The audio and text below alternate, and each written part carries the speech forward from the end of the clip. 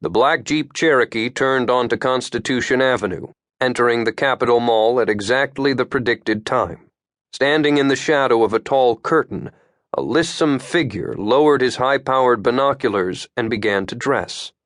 Scar tissue covered half of the watcher's back, along with what remained of his right arm.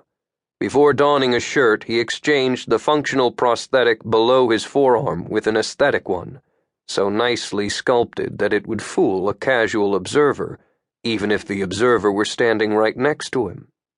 Despite the ugly scars, the man moved with measured grace, taking care to keep the tail of his white linen shirt from brushing the gaudy striped carpet as he lifted it from the bed. His hotel room was adequate, but the institutional-grade carpet offended his bare feet as much as it offended his eyes. He would have much preferred the L'Enfant Plaza Hotel down the road.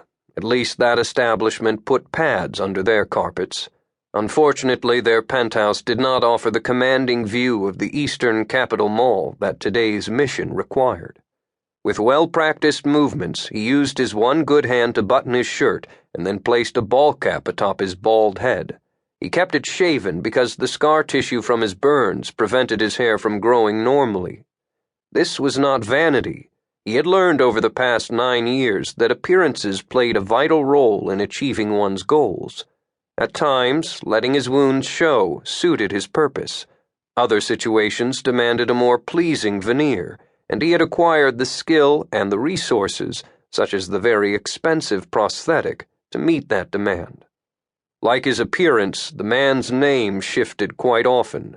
Sheikh Rahman, Omar Alim, Mustafa Khan. He traveled and worked under many aliases, but he held only one title. He was the Qayyum, the emissary of the Mahdi, the voice declaring a new age. The Qayyum slipped on a jacket and then returned to the window to check the position of his target. The Jeep was now crossing Constitution Avenue. At this range, and from the elevated position of his hotel suite, he could not see the driver through the windshield, but in his mind's eye he saw him quite clearly. He saw the stern expression, those blue eyes searching the road ahead, always searching. He had studied the man for so long that he saw those eyes in every dream and every nightmare. The Qayyum had studied his target as one should study any opponent, by examining his body of work. That was no easy task, for this man was a ghost, and one does not observe a ghost directly, at least not at first. At the start, one observes the effect a ghost has on its environment, the wreckage it leaves when it passes on. The Qayyum had learned to follow the signature his target left behind. Yemen, Afghanistan, Venezuela, China. The Qayyum had traced the blond man's movements across deserts and oceans, digging through the rubble he left in his wake. Capitalizing on the bitterness of survivors and the greed of low-level clerks, he had reconstructed his opponent's previous games one move at a time, pawn, bishop, and king, so that he could understand every maneuver. By now he knew his opponent better than he knew himself. He knew how this man planned and how he operated. He had learned precisely how the blond man's brain worked.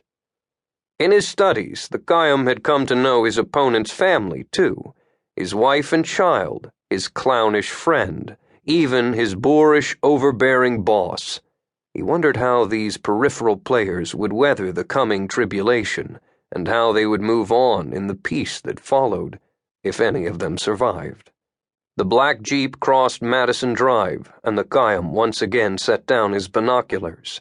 With his good hand, he picked up a burner phone and dialed the most recent number. An understandably nervous young voice answered. "Yes."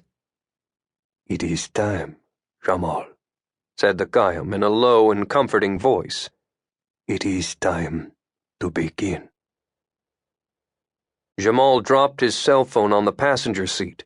He pulled a tiny Ziploc bag from his pocket, dumped the 2 white pills it contained into his mouth, and forced them down with a gulp from a bottle of water. He set the bottle on the passenger seat as well, without replacing the cap, so that it tipped over and spilled.